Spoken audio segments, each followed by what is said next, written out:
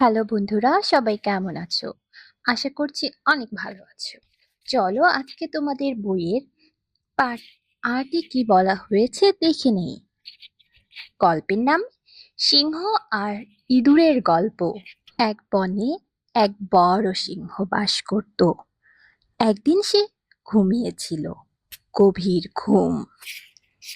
তখন তার পাশে একটি ছোট ইঁদুর খেলা করছিল। খেলা করতে করতে সে সিংহের নাকের ভিতর ঢুকে গেল।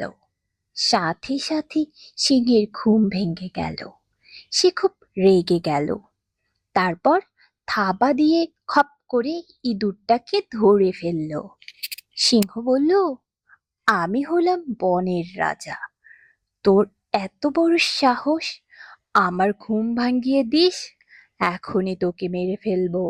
ইঁদুরটি ভয়ে কাঁপতে কাঁপতে বলল, মহারাজ, আমার ভুল হয়েছে, আমি ছোট, আমাকে মারবেন না, একদিন আমি আপনার উপকারও করতে পারি।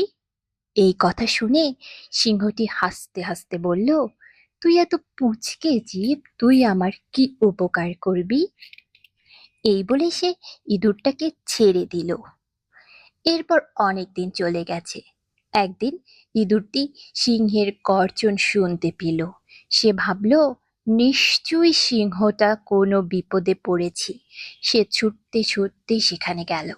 গিয়ে দেখল সিংহটি একটা জালের ফাঁদে আটকা পড়েছে।